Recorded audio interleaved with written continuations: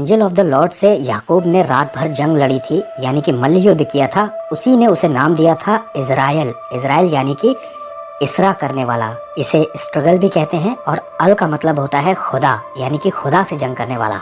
ये यहोवा का दूत कोई और नहीं है बल्कि यीशु मसीह ही है। आइए देखते हैं। इस पैसेज में बहुत सारी बातें ध्यान देने लायक हैं, क्योंकि याकूब कहता है कि मैं आमने सामने खुदा का चेहरा देखने के बाद भी जिंदा बच गया हूँ। देखिए, ये बात तो साफ साफ दी है कि एक पुरुष था जो याकूब से लड़ रहा था, लेकिन लड़ाई के बाद वो ये कहता है, तू परमेश्वर से और मनुष्यों से जंग करके जीत गया है। वैसे है तो ये इजराइल देश के लिए एक भविष्यवाणी, लेकिन इस पुरुष ने जो कहा है कि तू परमेश्वर से और मनुष्यों से जंग करके जीत गया है, इसका मतलब ये है कि इस जंग में परमेश्वर और मनुष्य दोनों शामिल थे। ये पुरुष अपने आप को परमेश्वर और मनुष्य का मिला जुला रूप बता रहा था, यानी कि यीशु मसीह। ये यीशु मसीह का प्री इनकारनेशन है, यानी कि अपने जन्म से 1600 साल पहले यीशु मसीह इस जगह पर दिखाई देते हैं। याकूब उससे उसका नाम भी पूछता है, जैसे कि शमशून का पिता मानोह भी नाम पूछता है एंजल ऑफ द लॉर्ड से। शमशून के पिता को नाम बताया जाता है, अद्भुत, लेकिन यहाँ पर नहीं बताया गया। लेकिन याकूब इस जगह का नाम पनियल रखता है, यानी कि ईश्वर का मुख, ईश्वर का चेहरा। याकूब ये तो समझ रहा था कि मैं जिससे लड़ रहा हूँ ये ईश्वर है। इस घटना का एक और हिस्सा होशे 12वें अध्याय में दिया है, आइए उसे देखते हैं।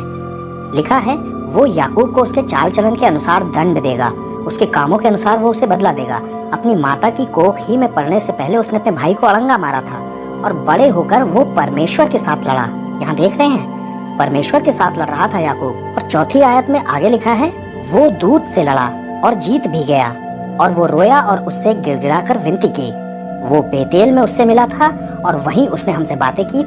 यहोवा सेनाओं का परमेश्वर, जिसका स्मरण यहोवा नाम से होता है। होशे नबी इस भेद को खोल देता है कि याकूब जिस नाम को जानना चाह रहा था वो नाम था क्या। दरअसल वो यहोवा से लड़ रहा था। लिखा है, वो परमेश्वर से लड़ा और वही वो दूत भी था जिससे वो लड़ रहा था, यानी कि एंजल ऑफ द लॉर्ड। और ये जो स्ट्रगल या जंग या लड़ाई मल्लयुद्ध चल रहा था, ये कोई आम मल्लयुद्ध नहीं था, बल्कि प्रार्थना का मल्लयुद्ध था। यहाँ लिखा है, वो रोया और गिड़गिड़ाकर विनती की। खुदा इनकी तरफ से इसरा करेगा। इजराइल नाम देने का यही मकसद था परमेश्वर का। अंत के दिनों में ऐसा ही होगा। एक बात आखिर में मैं और बताना चाहता हूँ कि उस दिन के बाद से याकूब लंगड़ाने लग गया था। ऐसा क्यों किया गया? याकूब की जांग की नस इसीलिए छुई गई थी ताकि उसे प्रार्थनाओं से उठाया जा सके, क्योंकि प्रार्थना घुटनों पर बैठकर होती है। और जिंदगी भर अपने लंगड़ाने को देख करके याकूब को हमेशा के लिए ये याद रह सके कि ये घटना सचमुच में हुई थी, कहीं वो उसे भूल न जाए, इसलिए उसकी जांग की नस को छुआ गया था। याकूब इस घटना को कोई सपना न समझ ले, इसलिए उसे ये फिजिकल तकलीफ दी गई उसके शरीर में।